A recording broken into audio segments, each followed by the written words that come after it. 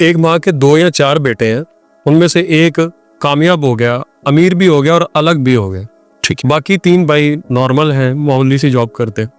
तो उसको उन बाकी 3 भाइयों पर और उनकी बीवियों पर, उनके बच्चों पर कितना खर्च करना चाहिए, या उनको उनके हाल पर ही छोड़ने यही बेहतर है?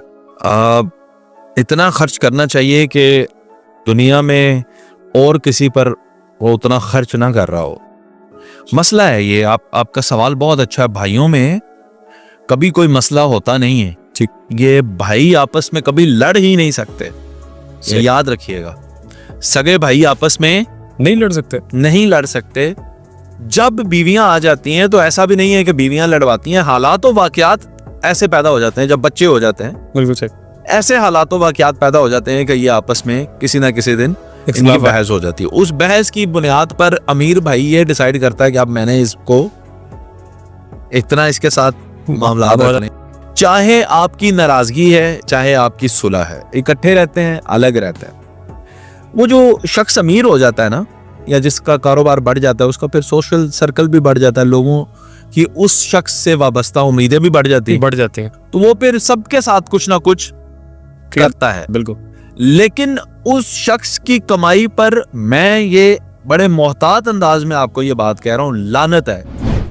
अगर उसका भाई जो है उसके पास अच्छे कपड़े नहीं थे और उसने किसी और को अच्छे कपड़े ले दिए, सही। उसके भाई के पास गाड़ी नहीं थी, उसने किसी और को ले दी, सही। तो फिर उसकी कमाई पर मैं मोहतात अल्फाज इस्तेमाल कर रहा हूं, लानत है, सही।